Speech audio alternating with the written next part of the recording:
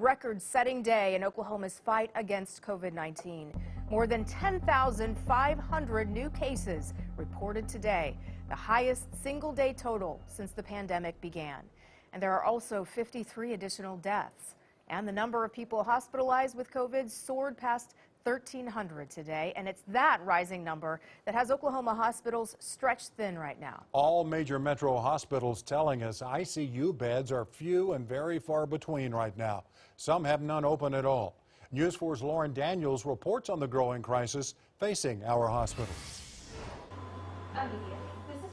This time is unprecedented. I don't think we're out of the woods by any means. Experts at the Metro's major hospital systems sounding the alarm once again as they grapple with a strong need for help.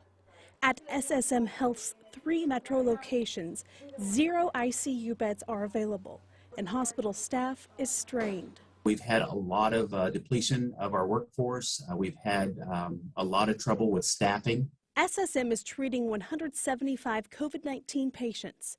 90% of them are unvaccinated. There's a bit of irony in the fact that we have at least a partial solution out there in the vaccine campaign. While doctors say a portion of those in the hospital with COVID-19 came in for other reasons and happened to test positive for the virus as well, that still adds to the stress on the system. But we still have to have staffing, personal protective equipment, and others because they have to be isolated. So even if they're not here for COVID, they still take a lot of resources to take care of them. In addition, people continue to call 911 or show up at emergency rooms just to get tested for COVID. A lot of that is driven by anxiety, fear, and not knowing just what could happen. Many people need to know because they have families that they need to distance themselves from. Many people need to know because they have employers that want to know that information. All of these factors causing congestion in healthcare systems as people try to get in and out of the hospital. On the